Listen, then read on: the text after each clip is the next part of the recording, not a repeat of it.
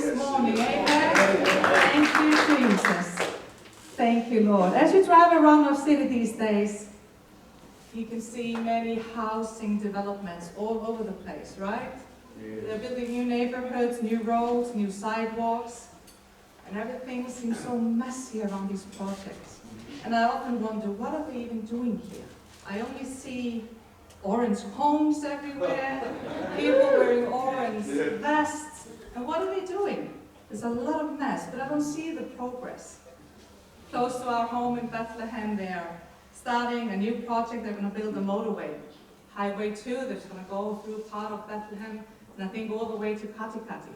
And as far as I know, this is going to take up to 8 years. It's going to take a long, long time to finish. But the only thing I see at the moment is a mess.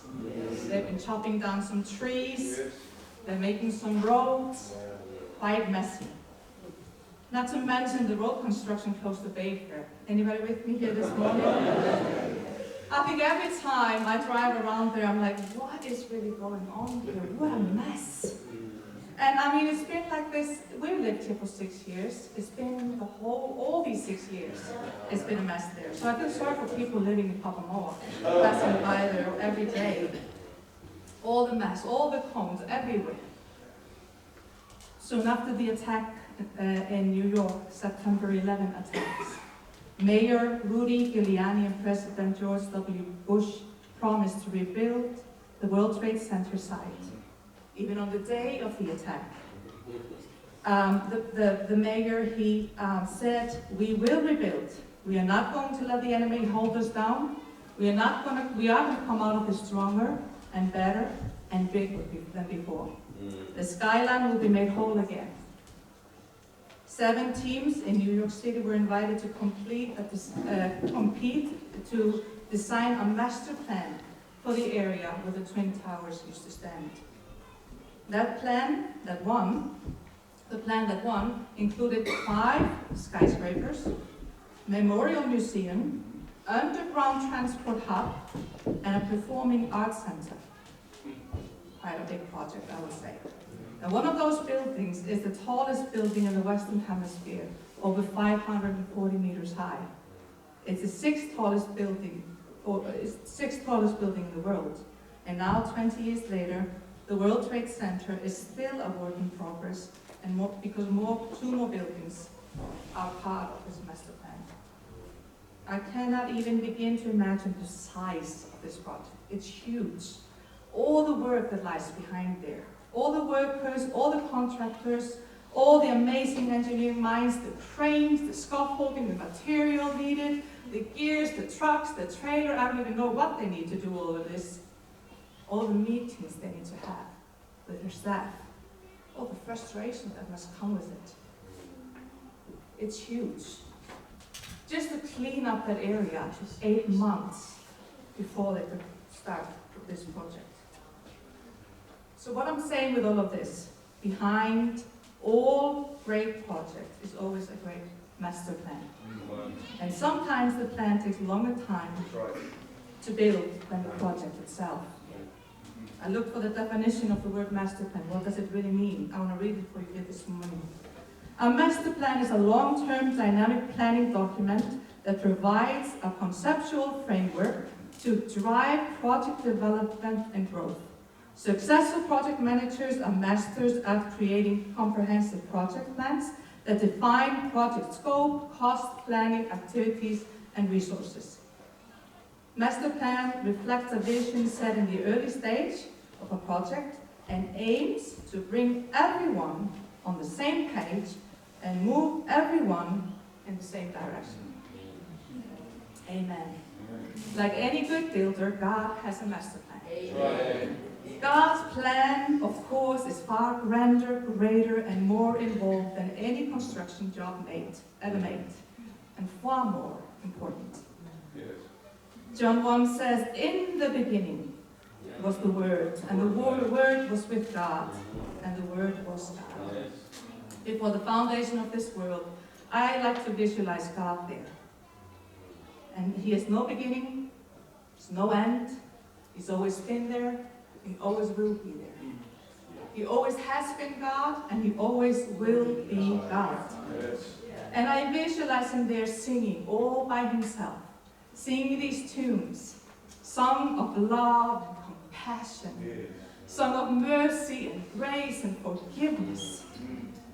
But there's nobody around to catch the tune. There's nobody around to reveal it to him. So I see him sitting down and start writing down his master plan. And God said, let us make man in our own image and likeness.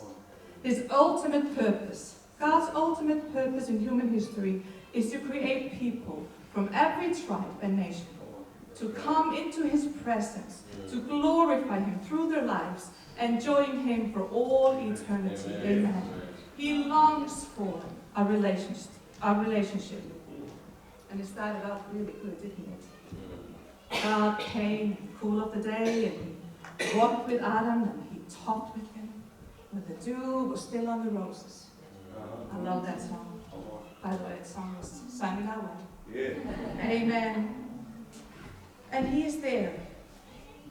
And where am I? Sorry, I just got off track here. And he was communing with him, he was walking with him and talking with him. They had this close, intimate relationship. Perfect harmony, so much unity and peace. No sin, no guilt, no shame. Until one day, we know the story. Sin entered in, the crafty old serpent twisted the truth, and Adam and Eve fell into his trap. A breach was made between man and God, and he drove them out of the garden. Not because God just wanted to get back to them and punish them.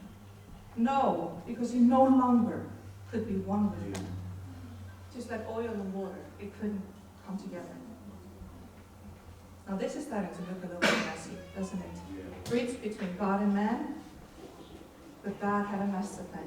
Right. Amen. Turn to your neighbor right now and say, God has a master plan. God has everything under control. I know sin has come between you and me, but I have a plan to get back to you. So I can have a relationship with you again. Intimate relationship like we used to have. I want to be close with you again. It might take some time.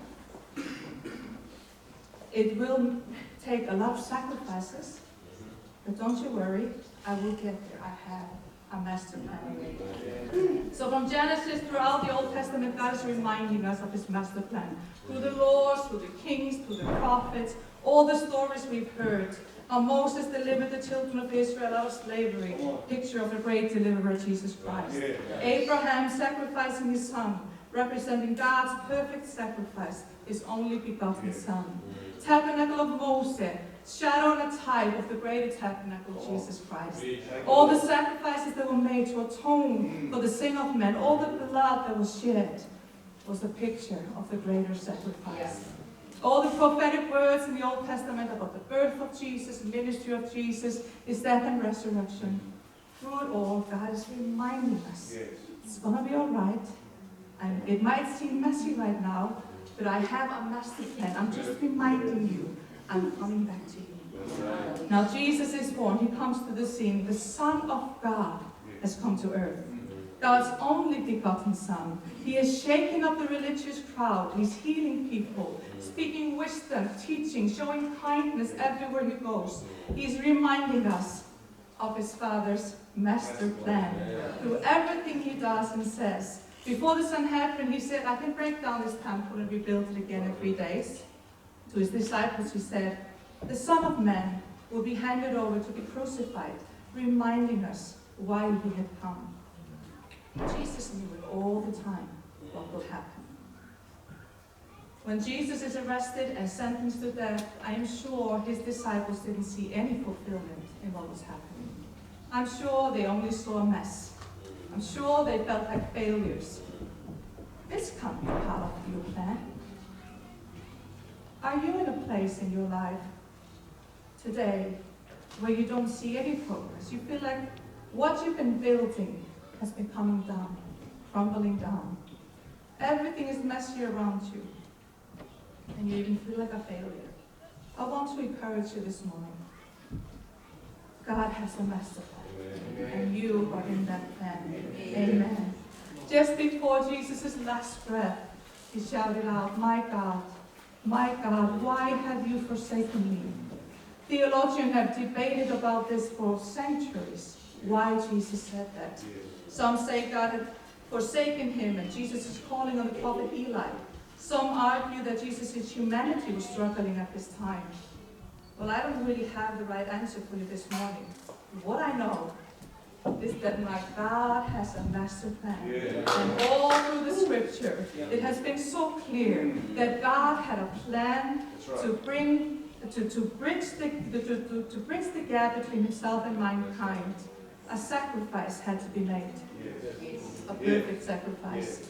And no other than Jesus, the perfect Lamb of God, could be that sacrifice. For this cause I have been spared, he said. Jesus is the fulfillment of his master plan. He didn't want to die in the garden, remember? That is why he said, take this cup from me. He knew that he needed to get to that cross. He knew that he needed to get to that cross and share his blood there. I need to fulfill God's master plan.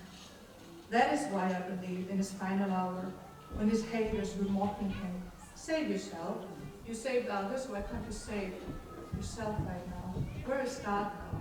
This is how they were shouting at him, mocking him. Jesus, still at that moment, is pointing out God's master plan for all men, for the mockers and the haters as well. Can't you see this was always a part of the plan? Jesus started quoting Psalm 22. My God, why have you forsaken me? Why are you so far from saving me, so far from my cries of anguish?